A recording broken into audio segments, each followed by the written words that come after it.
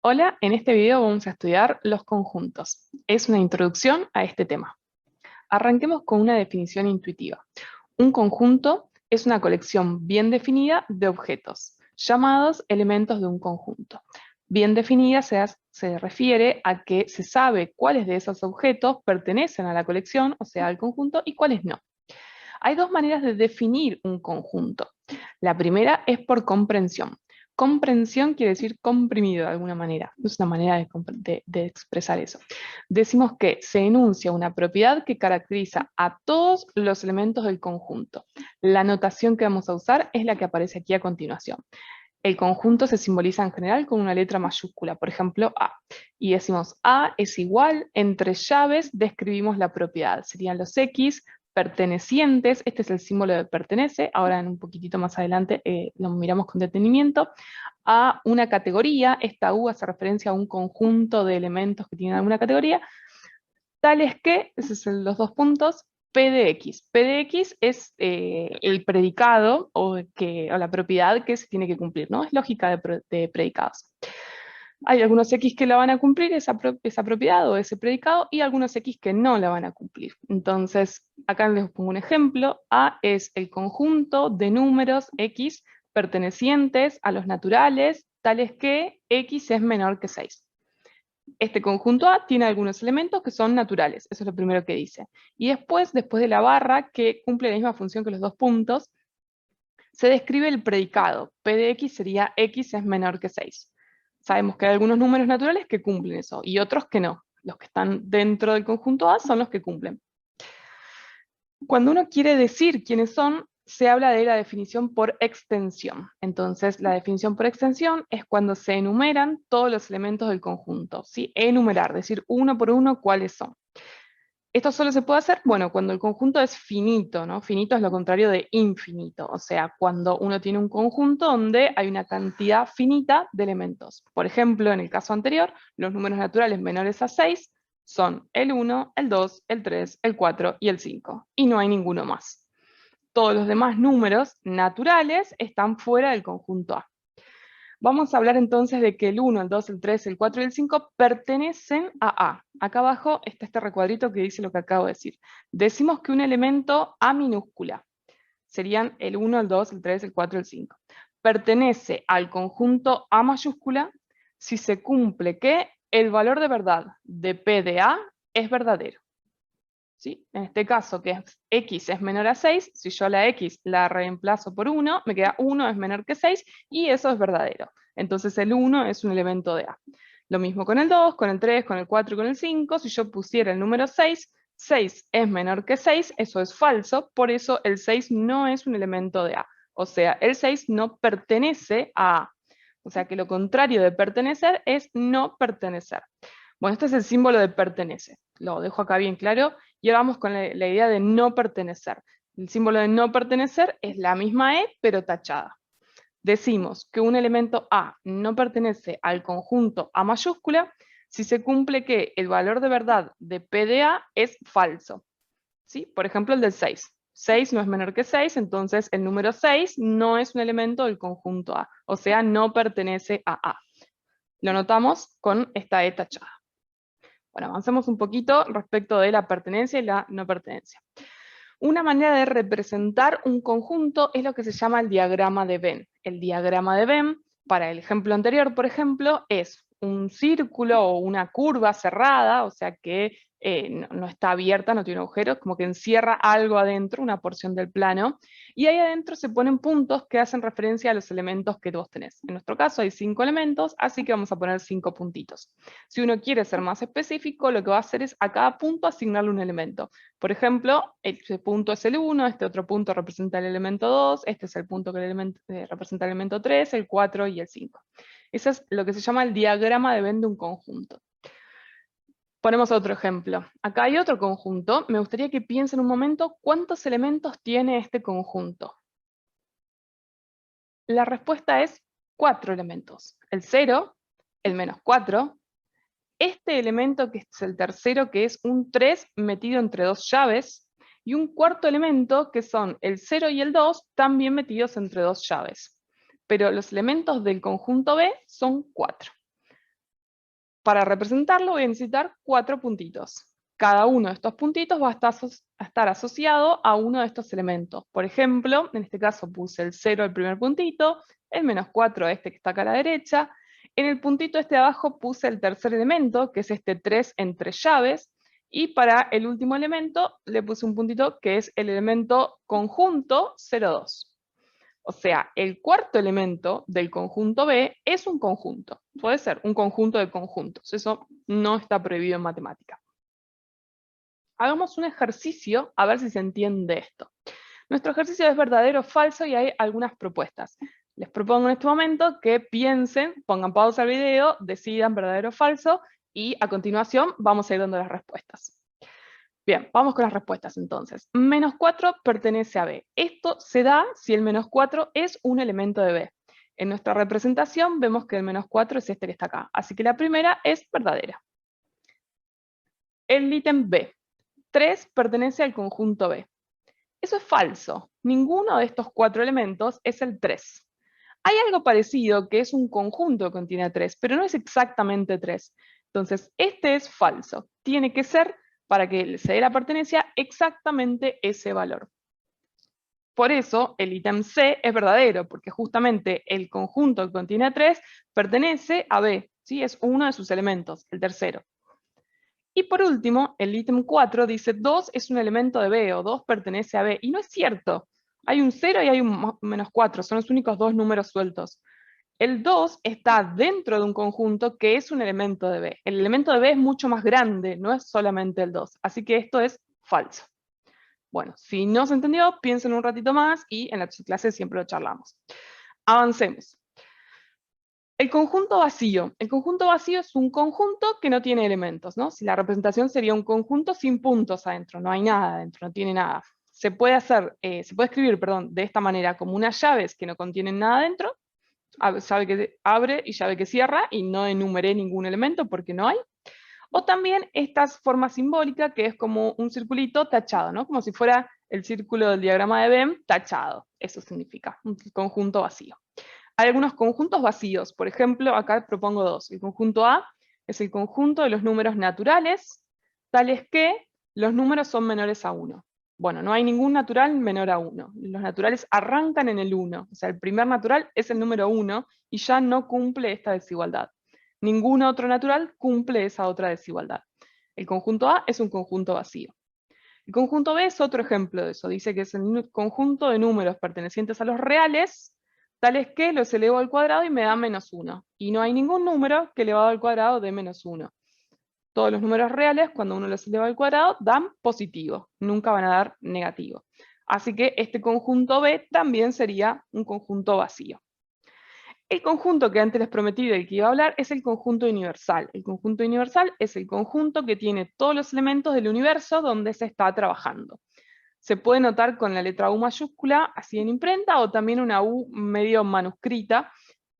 Cualquiera de las dos es una notación válida. A veces aparecen inclusive otras U que acá no puse, pero bueno, como más en cursiva, pero básicamente es una U mayúscula.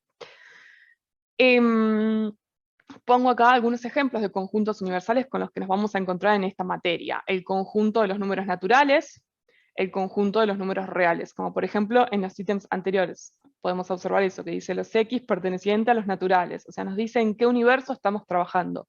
Yo acá no podría decir, por ejemplo, el 0, porque el 0 no es natural.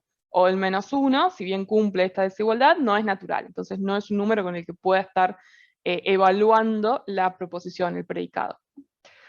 Muy bien, pasemos al siguiente tema. El siguiente tema es inclusión entre conjuntos. Así como teníamos la pertenencia de un elemento a un conjunto, el símbolo esa, E que vimos hace un ratito, ahora vamos a hablar de una relación entre dos conjuntos.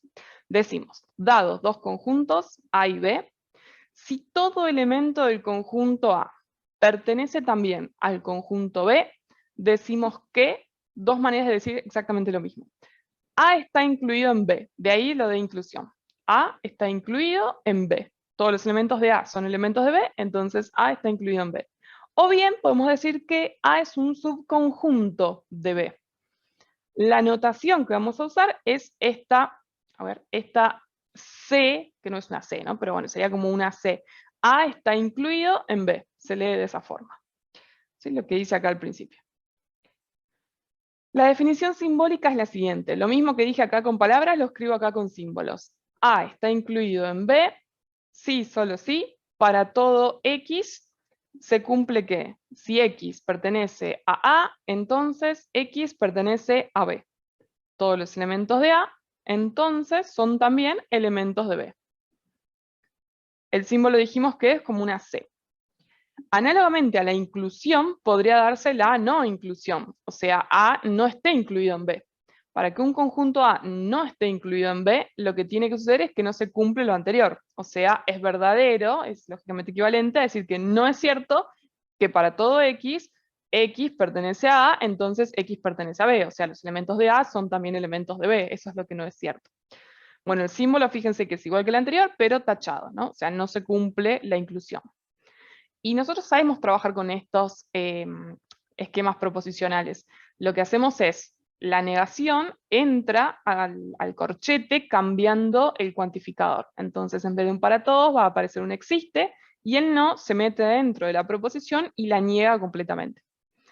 Por la equivalencia del condicional, cambiamos el condicional por la negación del primero o el segundo, y después por la ley de De Morgan, este no se puede meter adentro del paréntesis, cambiando la operación, el conector, digo, el O por el I, y acá tenemos doble negación, es decir, doble contradicción, doble negación, está bien. Y me queda no pertenece a B. Entonces, decir que A no está incluido en B es lógicamente equivalente a decir que existe algún X que está en el conjunto A, pero no es cierto que esté en el conjunto B. O sea, no se da la inclusión cuando hay alguno de A que no está en B.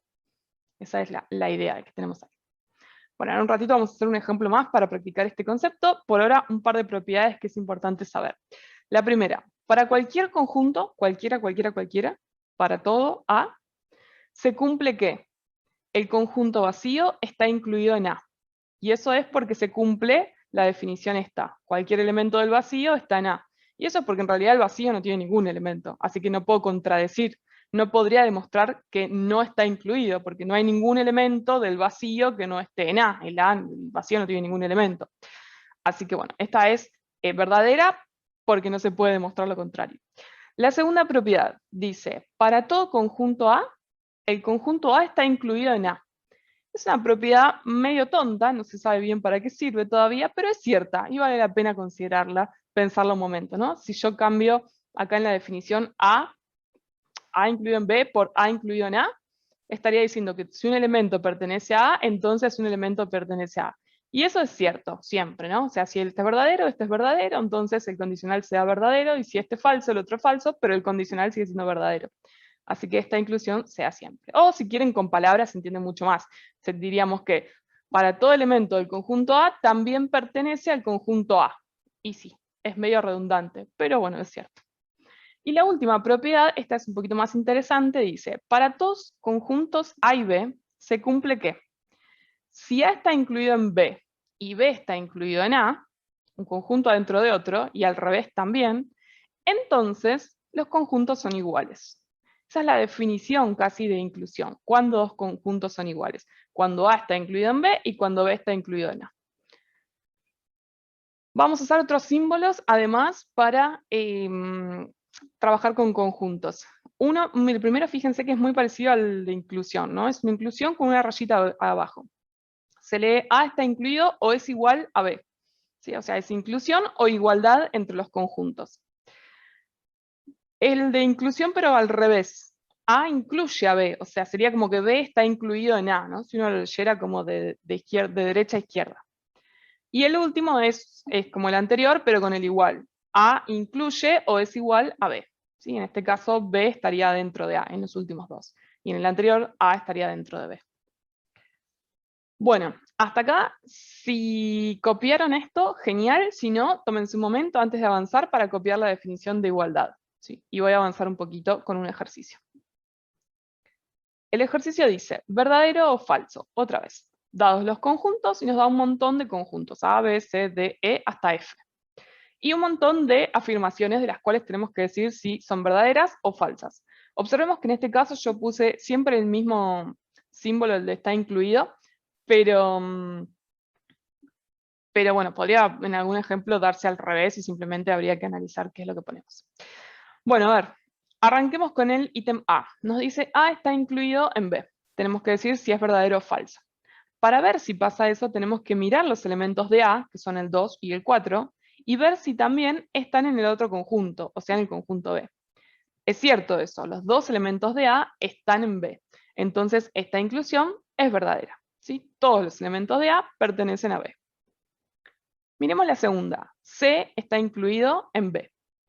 Miro los elementos de C y tienen que estar en el conjunto B. Esta no es cierta, porque el 7 está en C, pero no está en B. Entonces, esta inclusión no se da, es falso, ¿sí? 7 pertenece a C y no pertenece a B. La justificación es importante, por eso en este caso me tomé el detalle de escribirla. Bueno, veamos el caso C. El ítem C dice, B está incluido en D. Entonces, miremos el conjunto B, 1, 2, 3, 4, 5. El conjunto D de dedo, 1, 2, 4, 5, 3. Los elementos son los mismos, pero están en otro orden simplemente. Pero sí podemos decir que todos los elementos de B también están en D. Entonces la primera inclusión esta, B incluido en D, se cumple. Es verdadera. El ítem D de dedo está justamente proponiendo la inclusión al revés. D está incluido en B, y eso es cierto. El primer elemento de D está en B. El segundo elemento de D está en B. El tercer elemento de D está en B, es el cuarto elemento. El cuarto elemento de D está en B, es el quinto elemento. Y el quinto elemento de D, el 3, también está en B, es el tercer elemento. O sea que todos los elementos de D pertenecen a B. Entonces también se da la inclusión. D de dedo está incluido en B de bueno. Esa también. Y bueno, si tenemos la doble inclusión, o sea, B incluido en D y D incluido en B, entonces podemos asegurar que son iguales los conjuntos. B y D son el mismo conjunto. Eso nos diría que no importa el orden en que aparezcan los elementos en un conjunto, es el mismo conjunto. Bueno, avancemos un poquito. Vamos con el ítem E. En el ítem E nos dicen, A está incluido en E. El conjunto A tiene los elementos 2, 4. El conjunto E tiene 2, 2, 4. Entonces, ¿es cierto que A está incluido en E? Sí. Los dos elementos de A están en E, ¿no? El 2 podría ser este o este, es lo mismo, es uno de esos dos. Y el 4 está también en E. Así que se cumple esta inclusión. Es verdadera. La otra inclusión es un poco más difícil de pensar, pero resulta que es verdadera. ¿Cómo justificamos que es verdadera? Bueno, habría que ver que todos los elementos de E pertenezcan, digamos, al conjunto A. Y uno diría, bueno, este 2 podría ser el primer 2. Y el segundo 2 de E también puede ser el primero. No hay diferencia entre los dos son todos los iguales, matemáticamente hablando, este 2 o este 2 no tienen diferencia entre sí. Son el mismo elemento, está escrito dos veces, pero eso no quiere decir que tenga 3 elementos el conjunto E. Tiene 2 elementos, hay uno que está repetido simplemente. Entonces, el conjunto E también está incluido en el conjunto A. Son iguales esos conjuntos. A simple vista, matemáticamente, uno podría decir, no, no son iguales, pero lógicamente hablando, y por la definición que dimos antes, vamos a decir que esos dos conjuntos son iguales. Bueno, veamos el ítem G. Dice, el conjunto F está incluido en el conjunto A. El conjunto F tiene 2 elementos, el conjunto A también. F tiene el elemento 2, que es un elemento de A, y el elemento conjunto que contiene al 4, pero no está en A. Justamente es falso eso, ¿no? El segundo elemento de F no es un elemento de A. En A aparece sin las llaves, entonces no es el mismo elemento. Así que esta inclusión es falsa. Bueno, y la última, A está incluido en F. El 2 es un elemento de A y también es un elemento de F.